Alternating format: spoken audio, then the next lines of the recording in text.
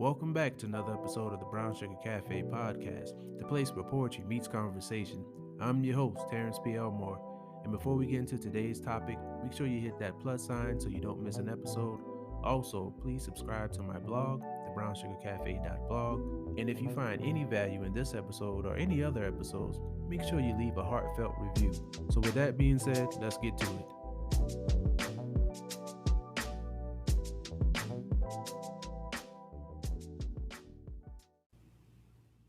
Welcome back to another episode of the Brown Sugar Cafe podcast. Thank you all for tuning in. Thank you all for subscribing. Thank you all for listening. I really appreciate that. I hope that you all are taking care of yourselves. It's pretty crazy out there, so I hope you all be mindful of what you're looking at, what you're reading. Just kind of protect yourselves out there. We're about halfway through this season, and the guests just keep coming. I have had a really good time. I kind of want to have less episodes this season, but I'm not really sure yet. You guys can give me some feedback on that, but we have another special guest. She is a return guest. She's been on the show before, and I've been on hers. Go ahead and introduce yourself. Hello, Terrence. I'm so excited. You already said like three things that I was like, we could dive into just that for this episode. So, but I'm Kate Volman. I'm so happy to be back. I think this is my second time on the show. Your Or second time, yeah. second time. We So, we talk so much that it seems like it might have been more than yes. that, but yeah. We talk about our creative projects, and that is what we do. So I run a coaching company, and we certify dream managers. And I also, just like Terrence, I'm a writer, so I love poetry and books and writing. I have a podcast about the creative process. So Terrence and I talk a lot about the creative process and our work behind the scenes. And so we thought it would be a fun episode again to come back on. Yes, and you do something that um I take my hats off to anybody who journals because I'm a person who will journal here and there, but as far as everybody I know, I think you're the person who makes journaling a priority.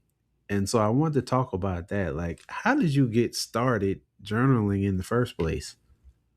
I don't actually remember how I got started in journaling because I mean I have journals from when I was so young. I mean, when you're young, you have your little diary and you like write it. And so in fact, we found one of my super old diaries, like for those that are my age, they'll remember like you had the little, or maybe they still have them, the little lock on the diary. And so I found an old one when I was with my family, and I was reading one of the entries, and my brother was teasing me because, of course, it was about boys and all this stuff. So like way back when I was using a diary, but then I think it was probably, I mean, I got into personal development in my early 20s when I was working at the chamber. And I think that was when I realized like the value of writing, the value of journaling.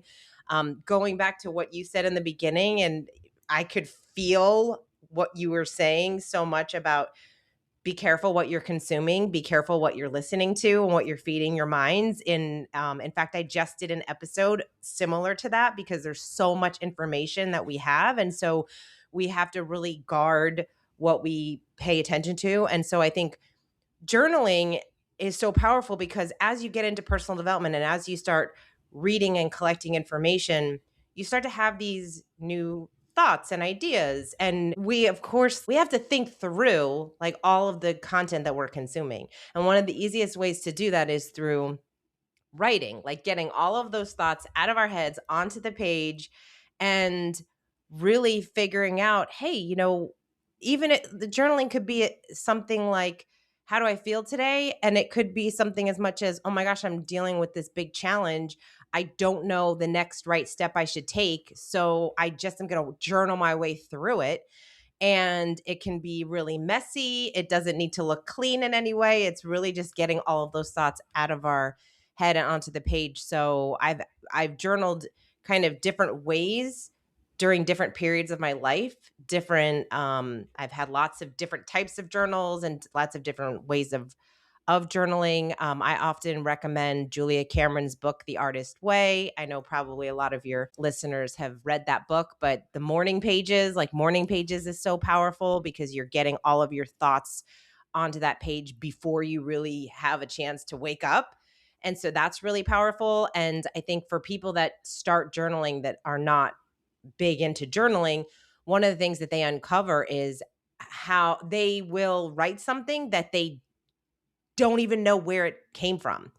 Like they don't Mm, even know, like, how yeah, did this even show up? I yeah. had no idea. And so that is the power of journaling, is like you're once you got start writing and you just let it flow, you will write things that you're like, wait, what? What is that? I guess for me, I guess I make journaling more complicated than it has to be.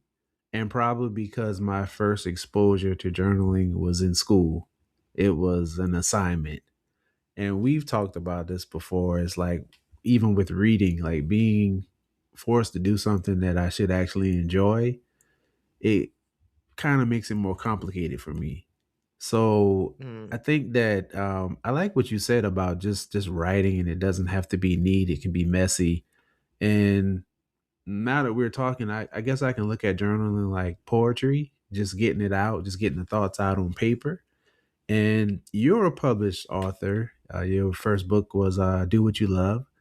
What role did journaling play in that book, if any? Well, I think that goes back to what I was saying about you have all these thoughts. I mean, a lot of us have ideas of a business you want to start, a podcast you want to launch, a book you want to write. And what journaling does is it helps you kind of solidify some of your ideas. And so if I would, I mean, I would write in my journal and there would be pieces, there would be themes that I started noticing. In fact, I Mm, remember one time I was going through my journal and I was like, okay, I went back like from weeks and weeks and I looked and I thought, okay, get over this. Like you've been writing about this one issue for weeks. Like I'm so tired of it. Are you not bored of yourself yet that you can't get over this feeling? You know what I mean? So I was yeah. like, wow. And so there were actually pieces of that book, and in that book I share the 7 myths that stop people from pursuing their passions. And some of those myths were things that I was dealing with and I was noticing them in my journal. I was like, okay, this is ridiculous. I mean, it's time, right? And I think we have I mean, for somebody that might be listening that doesn't journal, there maybe there's a conversation you keep having the same conversation over and over with your friend or your parents or your spouse, and it's like, okay, when are you going to do something about this?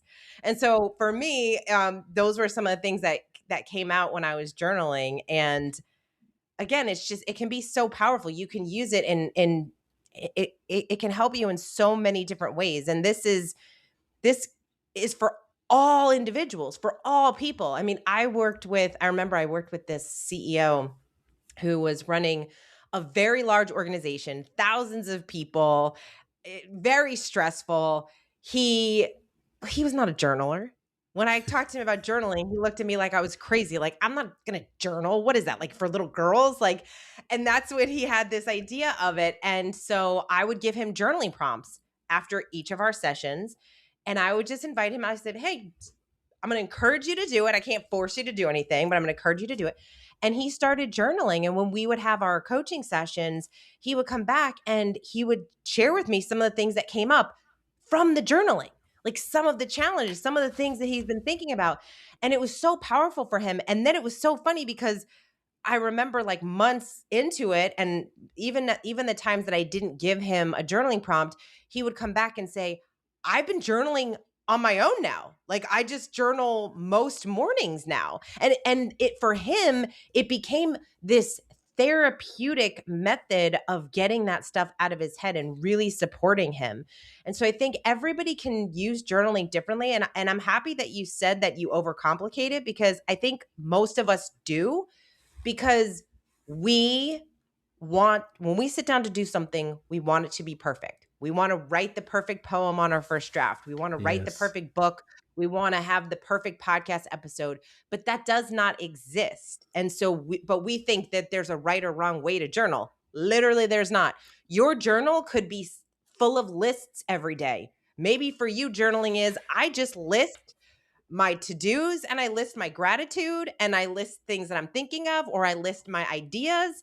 Like for some people that's all that it is, and for other people it's introspective and beautiful and it feels like poetry. I mean, it can look so many different ways for different people. You, I'm glad you said that because I never thought about making a list. I have done that before. Did like a checklist of what I did for that day or a checklist of what I was going to do the next day. Never looked at it as journaling until today. So I guess I can say that I'm a here and there journaler then, you know? Yes. Like it can be it's whatever works for you. It can be doodles. It can be like I have, so I'm holding, as we're talking, I'm holding my journal because I have my new, this is my 2026 journal, and every day looks a little bit different. And some days it's like kind of just sharing my day. And some days it's more around this is what I want for my year. And some days it's just a couple words and some days it's 3 pages. And every day that I do it is that's good. Like you just that is good. Whatever needed to come out comes out. And on the days that you don't feel like journaling, journal. Say that Like again. that, if it's like just start writing, you will be surprised at what shows up, and maybe it'll be a sentence and a line and you're like, okay, I'm done. And but it might, you might surprise yourself. You really might like Joan Didion, she says that I write to find out what I'm thinking. I love that. Wow. Yeah. Beautiful and so true. Wow. So do you get a new journal at the beginning of every year? Oh yeah, I my friend and I have a friend who we laugh all the time because we it's like we collect journals. I have so Oh many wow. journals, Yeah. and I mean, I say we collect because we believe, we always laugh. We're like, "Oh, you're having a bad day? Really? Ooh, did you get a journal? Did you buy a new journal?" Like we think that a new journal can just fix everything. It's like, "Oh, you're not having a great month, couple months. Just buy a new journal. A fresh new journal is everything that you need to just like to relaunch your life." And I truly, I mean, I don't really think that, but there's something about getting a Right. new journal that I just love. And so when I tell you, I have so many different shapes, sizes. I have journals. I have a gratitude journal that you just write a line every day of what you are grateful for. I have fill-in journals. I have blank journals. I have too many journals, Terrence, but I love them. I love them so much. Hey, I can't say anything about it. I have a bunch of notebooks and things. Some I haven't written in yet. Some that I've written a few things. Some that are full. So I completely get it. Yeah, this year I'm like committed to like to because I usually have like a couple of different journals, so there'll be like half a journal that's filled with like 2025, but then like another journal that has more 2025 stuff, and then like a different one. So I'm like, no, this is the year that one journal for all of my 2026. And when this one's full, I'll get another one. They're going to be attached together. I know some people that journal, they're really good about, they literally have one or two journals for the full year. And they collect, they keep them, they tag them the year Yeah. and everything. I don't have all that, but maybe I will. Maybe that's my new. That is what I aspire to have, is like a real, like a good collection of them in that way. I have all my journals like in the same place, but I don't have them by year. Right. Okay. um, That can be my new my journaling goal. right. Right. I love how you brought up the prompts because in your newsletter you give journaling prompts. I've never used them, but I do read them though. Why would you say it's important for someone who is just starting journaling to maybe start with some prompts? Prompts just make it easy when we feel like we have to quote unquote do journaling right. We just, it's so hard for us to start, right? It's like the blank page when you're starting a new project. And so journaling prompts are great because when you sit down at a blank page, sometimes people are like, well, I don't even know what to write. And so a journaling prompt just gives them that little push, that little, oh, I whatever the journaling prompt is, you think of something when you read it to get just kind of get you started. And so I think journaling prompts are a great way to start, and not to just start, but just there might be that, like I said, there'll be days that you feel really compelled to write and you have a lot to share and you're thinking through a lot of things and it's very easy for you to just get stuff out. And then there might be a day that you think, well, I really have, I don't even know where to begin. That's when you can pull a great journaling prompt. And I have one of my friends shared with me one of the best prompts. It's super simple, super easy, and it will absolutely get you started in writing. He said he starts with, "Here's the deal." Dot dot dot. Here's the deal. Hey. And I always love that prompt because you never know what's going to show up. It's like, here's the deal. Today sucked. Or here's the deal. I am so in love. Or, whatever Yeah. your day looked or felt like that day. But there's something about, even though it's such a simple prompt, there's something about it that just really just kickstarts your brain into like, okay, no, I have thoughts. I'm thinking, I have things that I want to say. One of the things that you and I talk about is poetry. And I've noticed you started sharing some poems on Sunday on LinkedIn. What prompted that? I'm really enjoying them, by the way. And I appreciate your vulnerability, even sharing your poems. But what prompted you sharing them on Sundays? Well, Terrence, you're like my poetry muse because you and I, we do the poem a day challenges together, and I so appreciate your poems. And I think that the past few years, I mean, I really just have gotten into poetry over probably about the past 4 years, Yeah. and I just love it so much. And I don't know, I never really thought to share any of them online because, quite honestly, don't I feel like they weren't that great. Like, I feel like I'm not a poet, Like, I was like, I'm not a poet. But just like I tell people that who say they're not a writer, if Right. you write, you are a writer.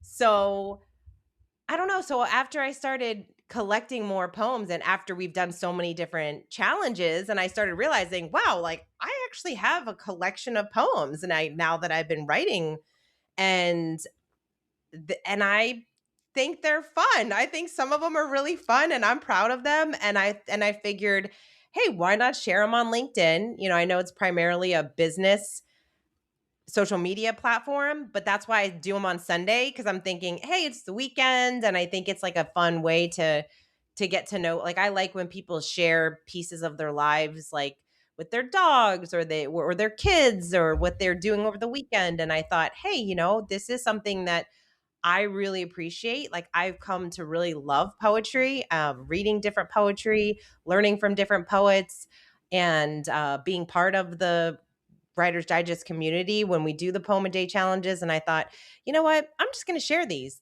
And if people like them, great. If it's just, and if it also just gives people a little bit more insight into my thoughts and ideas, I think that's cool. And a lot of my poetry is somewhat reflective, and a lot of it is somewhat personal development related. So I thought that was, running a coaching company, I was like, oh, this supports the work that I do too. So if it resonates with some people, then they might want to reach out to me for something along those lines too. But for me, it was simply I pushed myself to start sharing this work because it was unexpected to a Mm. lot of people, and I felt like it would be fun to just kind of share that side of my work. Well, I appreciate it. In some of our conversations, we've been talking and kind of toying with the idea of, maybe there being a poetry book in the works. Are you still toying with that idea? Are you going to make it happen, or what's the update on that? Yes. So Terrence and I talk about our work all the time. So our work projects. I so after the November Poem Day Challenge, they do a call for chapbooks. Did you see that? Yeah, yeah, I S- saw it. So I over the holidays, I thought, you know what? why not? I have all these poems. And so Yeah. I actually put together a small little chapbook and I submitted it. And Terrence, I have no expectation of it doing anything or what, again, I I really just did it because I thought, you know what?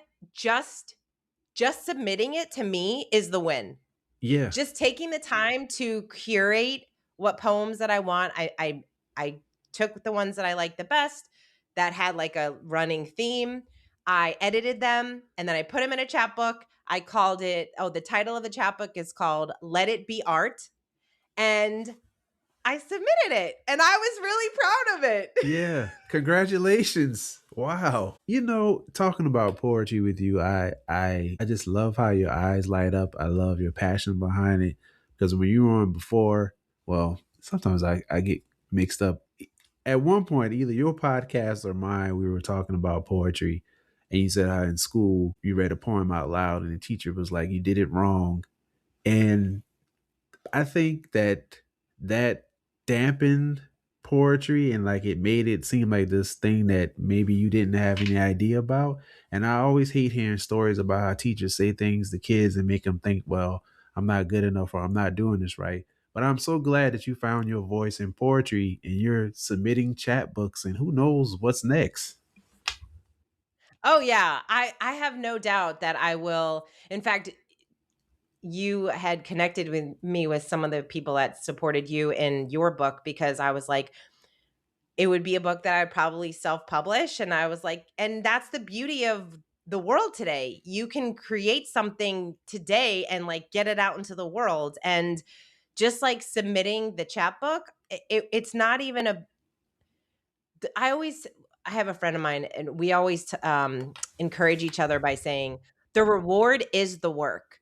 It's like doing Mm, the work is the reward. So for me, it's like the book and like putting that book together. Just creating the poetry book alone would be such a win, and getting it out into the world and just like hopefully it's meaningful to whoever gets their hands on it. But and you're an inspiration for that, Terrence, because I really love your poems oh, and thank your you. last book. I love your last book so much because of not only the way that you so thoughtfully created the poems or wrote the poems, but you designed it in such a cool, unique way. Like that to me is like a whole different side of poetry. You didn't just write the poem, but now you're thinking, how am I going to lay out the poem? And that's a whole other form that I've not explored yet. So your poems, like they live and breathe on the page. You're making these like characters out of the words. And then like, it's just really it was cool to see. And I loved the color. You made it in color the second time. I just think it's such a great book. I love it. So it Thank inspires you. me to want to do something similar when I create mine. I'm like, I want there to be a visual component to it that I wasn't looking at it from before. Oh, thank you so much. I really appreciate that. That was like one of the things I was like, I wanna, like you said, I want to add some color. Don't want to just put words on paper. I just want the book to be kind of living. Because with my other two books, I did a Kindle version, and so this book I did not. I know everybody's going to get on me. I said I was going to do an audio book for this one. I haven't done it yet, but I'm still going to do it. But I said that since I'm not doing that, let's give it some life and give it some color because the cover is dark. And when you first see the cover, you don't expect that when you open up the pages to see all this color on the inside. So I'm glad you were able to see what I was doing. Oh yeah, I loved it. And I would love an audiobook, but as you're talking, what would be cool? You don't, I mean, an audiobook would take time, obviously, because it's like one big project. But it would also just be cool if you decided to on your YouTube, like a YouTube channel, just read the poems. Like Mm, read those poems, like and make them videos. Like that would be something you could do literally tomorrow. yeah, you are right. You know what? I'm writing this down. Get it That's a in the good idea. journal. Yeah. That's a good idea. Yeah, that would be cool. I feel like cuz there's I've been looking at different poems. There's this one guy, he reads a poem called, oh my gosh, I'm going to have to look it up, but Terrence, well, I don't know if it's like a poem or a short story. I don't know. Sometimes I call things poems. I don't know if they're poems, but to me it's a poem, and it's gorgeous. And the way that this man reads it, oh, I literally have listened to it. I don't even know how many times, and I cry every single time I listen to it. Oh wow. Just he Yeah. sounds amazing. It's, oh my gosh. Yeah. I'm going to I'm gonna find it. I'm gonna, because I want your listeners are gonna be like, "What is it?" It's it's it's an essay. Okay, so it's Okay. learning to measure time in love and loss. Hmm. Learning to measure time in love and loss by Chris Huntington. And there's this guy on YouTube who's a voiceover actor, and he reads it. And if you want to be moved, read it and or listen to it. I recommend doing both, but listening to it, this guy's voice is just amazing, and the inflection, Yeah. it's beautiful. I'm gonna check that out. Okay. So how about you? What is your you and I talk about your novel. You're writing a novel, which I'm so Yeah. excited about. So Yeah. what's up with your novel? What's the update? So it's going a lot better than it was. I actually, as I was writing, I decided to create an outline so I could figure out how to break down the chapters. And so that's made it so much easier than me just writing from the beginning, because this way it gives me a chance to move around. Because when I write stuff, it's not always linear. Like sometimes I write a poem and sometimes I write the last line and then I'll come back and write maybe the beginning, or sometimes I'll start in the middle and build from there. So creating an outline has really helped me. It's helped me be able to jump around if I need to, and it's helped me focus on how to really break up the topics, because this is my first time ever doing anything like this. Like I've done short stories, but something of this magnitude, it started off kind of scary because I'm just like, I don't know what I'm doing, but I want to do it. And so, I've been reading different articles. I looked at some stuff on YouTube.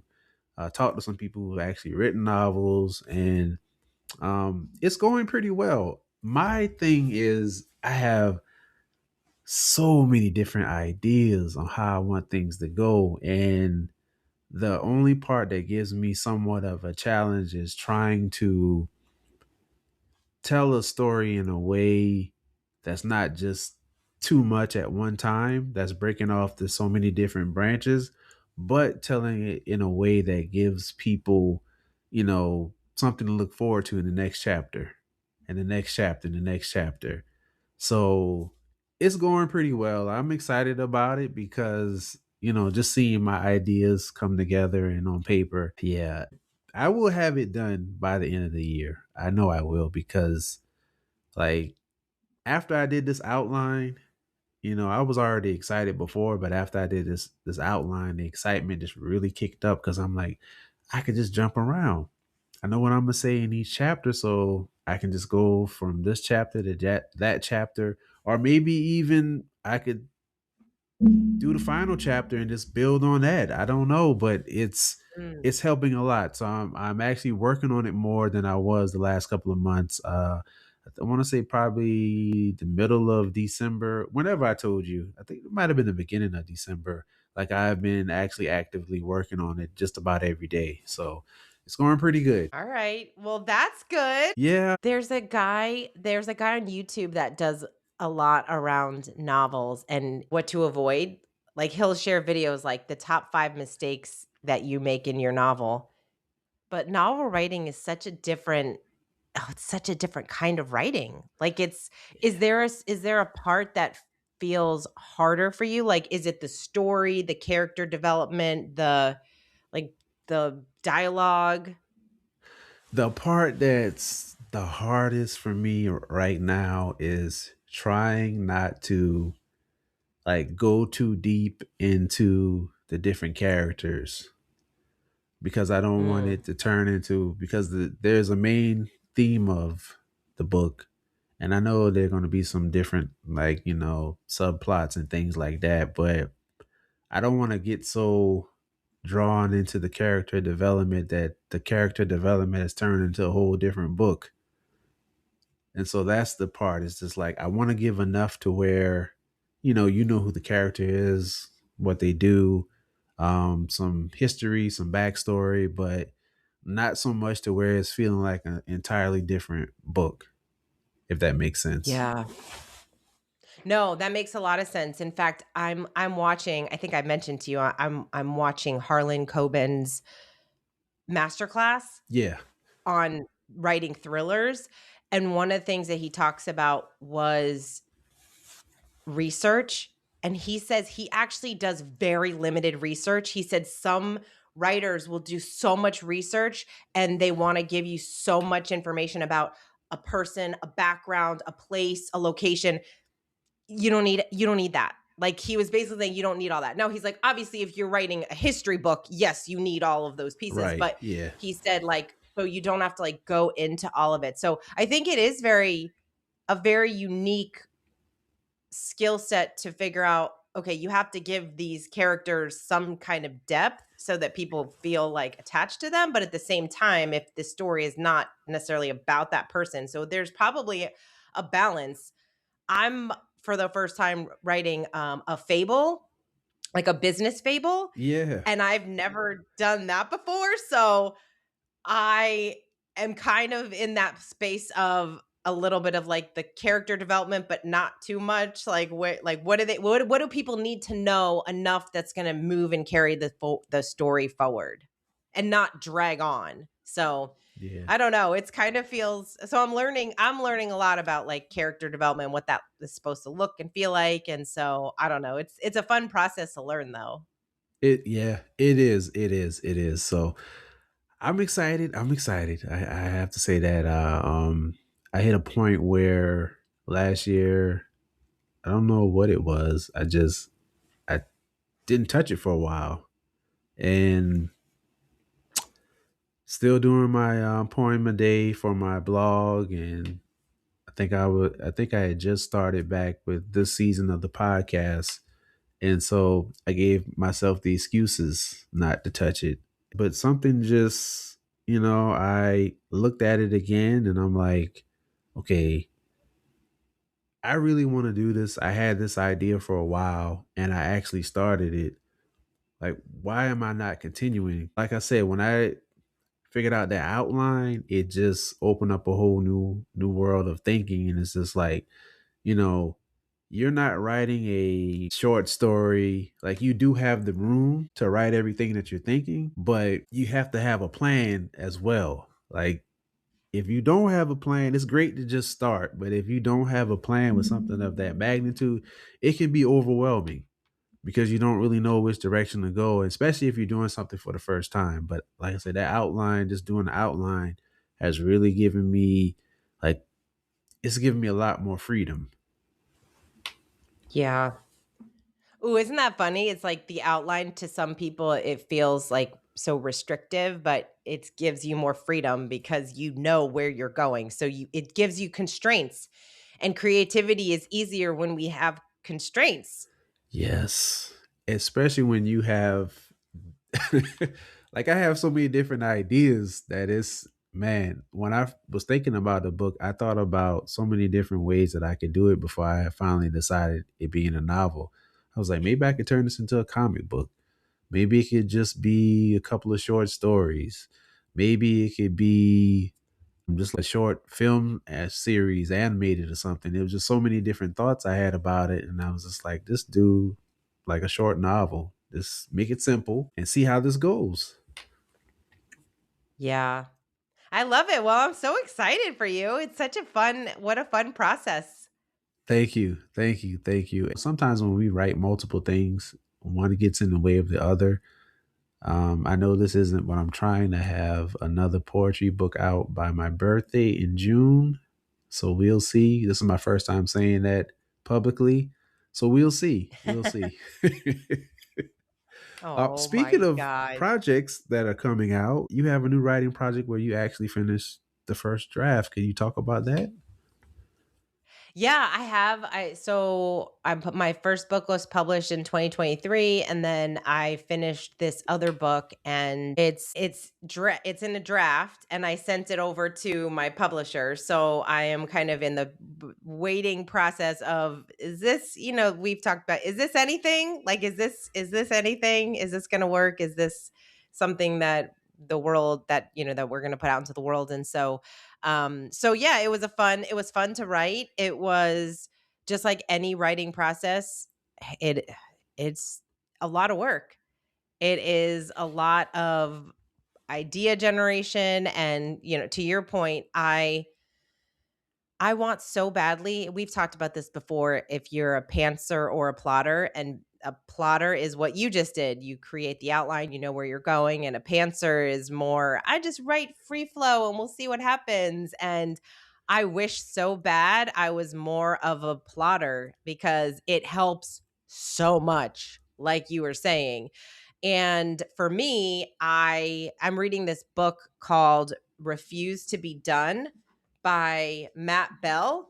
And it's so funny because one of the things that he talks about is one of the novels that he wrote, it wouldn't have turned out the way that it turned out had he been such a plotter. So for some people, it's okay to do both, kind of. So anyway, bottom line is, I finished the book. It would have been easier had I plotted. There's value in both. For me, I need to do a mix of it. It's helpful to have some idea, like in a draft of some type, but then there's also, the story can come to life, or some of your ideas will come to life when you just start writing, and then you just have to figure out the pieces. It's a little harder because you have to make sure that the pieces fit into what chapters and stuff. So, but hey, I look at it as everyone has a different creative process, a different writing process, and as long as you're writing and you're getting out the work, that's what matters. Hey, I can't say that enough. I always tell people, just start writing. Just start. Just start Yeah. and it'll happen. Yep. Oh yeah, it's tough. It's tough because it can be a lonely process. It's fun to come up with the idea. It's fun to talk about it. It's fun to share ideas. But then when you put the phone down, you get off the Zoom call with your friend, you leave the coffee shop, and you get into your office and you start writing, it's, oh, that this is the hard work. Yeah, yeah. And I had another author. Well, I'm always having authors on here, but I was talking to an author recently, and we were just talking about how much fun it can be and how exciting, but then it's also work. Like for the people who think that just writing a book is going to make you this big star. Now, it does happen for some people, but becoming an author is the first step. Like after you publish your book, then you become a speaker, then you become a marketer in some cases. You become your spokesman. You become all these different things when you're finished publishing your book, that, when you're done, you're like, it's done. And then you start thinking about, well, I have to do all this other stuff too. And so, your book gets you in the door. That's how I like to look at it. If you want to do all these other things, your book gets you in the door. And once you're in the door, it's like, then you start doing all these other things. Some people can just write books and that's it. They don't have to speak anywhere. Those people are very few, you know? Yeah. Yeah, I think you're touching on, why, like the why. Why do you want to create? Why do you want to write a book? What does that look like? For some people, they want to write a book specifically because it's going to help build their brand and get them coaching clients or speaking gigs, and that's very different than a writer like a Harlan Coben, who writes books and then he sells the rights to make movies, and that's very, very different. And so you look at some of these people who, they are prolific writers. They write every day and they're writing novel after novel. I mean, look at Stephen King. How I many was just novels about to has say, that? yeah, I yeah. mean, he's a maniac. I mean, he has a true gift of writing, I mean, the founder of the company that I'm with, he has written over 40 books. He is a writer. He writes personal development books. He's written a novel. He can't not write. And so for a lot of people, I think it's this idea of I have to develop my writing skills and learn how to write and like think through all this stuff. But then there's like writers who this is just what their minds work in a very different way. Like they're true writers. And I think that some of their work is why, I mean, look, it's like the Dan Browns or, who writes these books. It's like they have a formula that they use and it works for them. And so every writer is different. If you ask 10 different writers about their writing process and what their view on writing is, you're going to get 10 different answers. Yep. And that's a beautiful thing. And that's why it's really fun, and it's fun to navigate, it's fun to talk about, and it's also, we have to remember, why are you doing the work in the first place? Because everybody is doing it for different reasons. And that's also a beautiful thing, but we can get lost in the process if we aren't sure what we want the outcome to be. Very well put. Very well put. You talked about the creative process. Before I let you get out of here, tell us about your podcast for those who aren't familiar with your podcast. Yeah, Create for No Reason is a podcast about the creative process and building a meaningful body of work. And like you, I talk to a lot of authors and creatives and writers, and we talk about the work.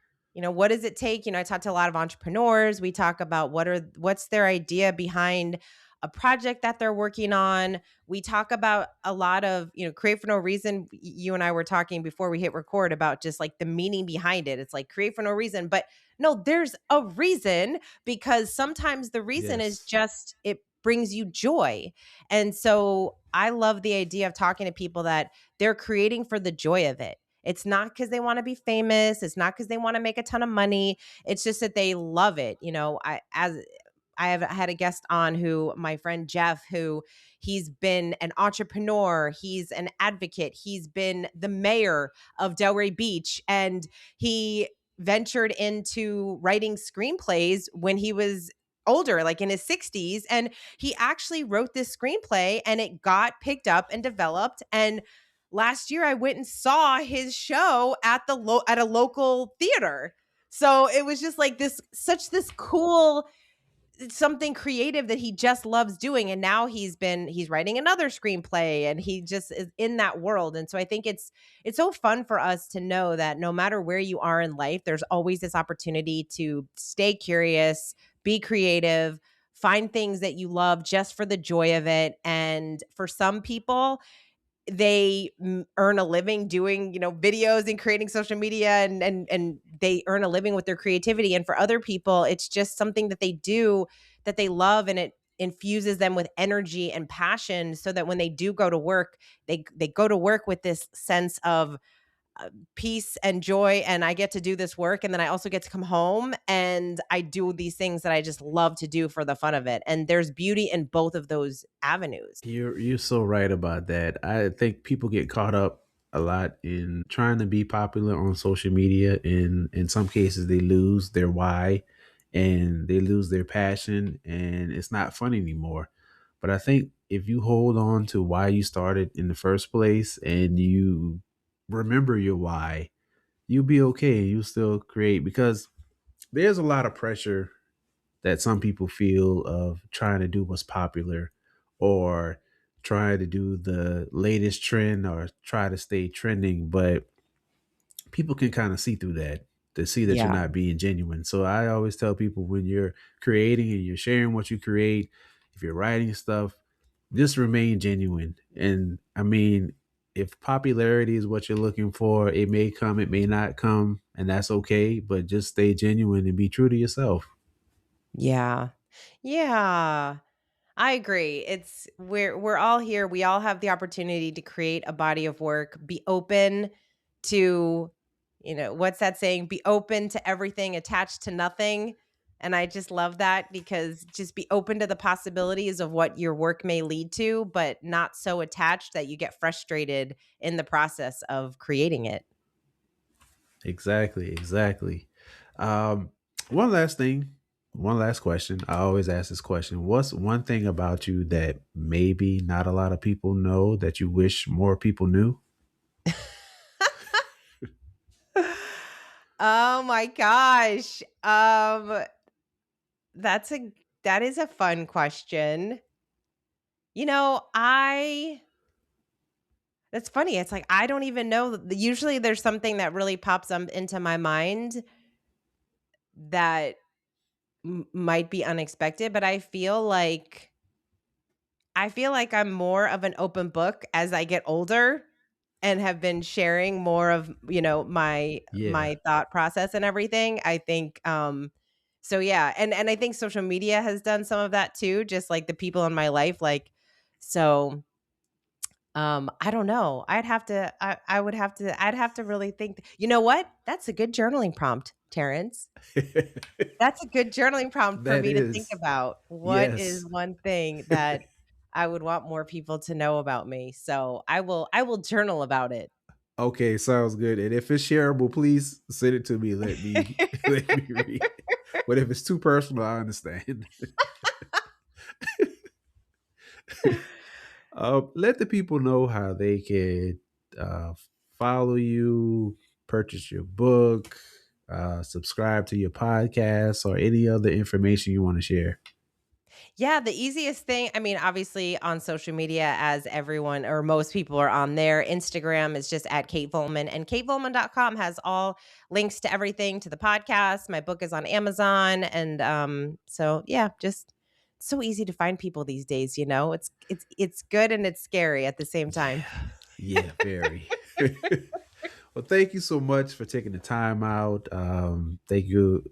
I mean, thank you for coming to share a lot about journaling and the writing experience. I really appreciate. I appreciate all our conversations. Hopefully, somebody found at least one thing they can take from this, because this is the time of year, the beginning of the year, top of the year is when people say they're going to start journaling, and people probably have already started and they stopped. So hopefully, if you're one of those people who stop, this will help you start again. Or if you haven't started yet, this will help you start again. So thank you so much. Her information will be in the show description as well. So please, please get in contact with Kate. And remember, as always, keep pushing forward. Thank you for tuning in to another episode of the Brown Sugar Cafe podcast. Once again, I'm your host, Terrence P. Elmore, and this is the place where poetry meets conversation. Hit that follow button and turn on your notifications so you won't miss an episode. Check out my blog, thebrownsugarcafe.blog. Also connect with me on Instagram at The Brown Sugar Cafe. Hope you enjoyed this episode, and as always, remember, keep pushing forward.